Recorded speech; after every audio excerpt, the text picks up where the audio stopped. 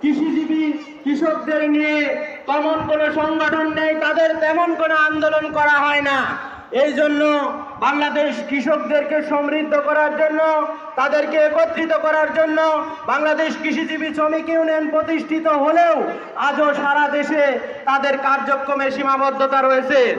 আজকে বাংলাদেশের যে কৃষিক্ষেত্রে 41টি সেক্টর আছে, এই 41টি সেক্টরে কৃষকের যে হলো কাজে যে তারা সহযোগিতা করবে, এই কাজে সহযোগিতা না করে বিভিন্ন কৃষিজীবী কৃষিবিদরা হলো লুটপাট নিয়ে ব্যস্ত রয়েছে। এই জন্যই আজকেও বাংলাদেশের কৃষকরা প্রান্তিকভাবেই তাদের ধুকে ধুকে কান্নায় করতে হয়। এই জন্য সম্মানিত উপস্থিতি, আমরা এই কৃষক সমাবেশ থেকে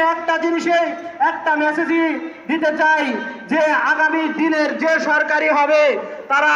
যেমন ভিজিএফ কাপ করেছে একটা ব্যক্তির নামে, যেমন হলো মানুষকে বিধবা ভাতা দিচ্ছে বিকাশের মাধ্যমে, এই রকম আমরা একটা সমাজের পরিবর্তন চাই যে বাংলাদেশের প্রত্যেকটা কৃষকের একটা করে আইডি থাকবে এবং সেই আইডিতে তারা যারা কৃষক, সরকার যত লক্ষ লক্ষ কোটি টাকা প্রতি বছর প্রায় 4000 কোটি টাকার উপর সরকার হলো বিভিন্ন প্রণোদনা দিয়ে থাকে, এই প্রণোদনাগুলো যদি আমাদের কৃষক পর্যায়ে আমাদের কৃষকদের অ্যাকাউন্টে সরাসরি দিয়ে দেওয়া হয়, তাহলে বাংলাদেশের কৃষি হবে জাপানের মতো, বাংলাদেশের কৃষি হবে চীনের মতো, বাংলাদেশের কৃষি হবে পৃথিবীর উন্নত দেশের মতো।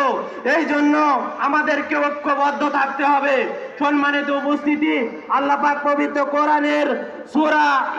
তওবার 119 নম্বর আয়াতে বলেছেন, আকুনু মা'আস সাদিকিন, যে তোমরা হলো সত্য পথের পথিকদের সাথে থাকো, তাহলে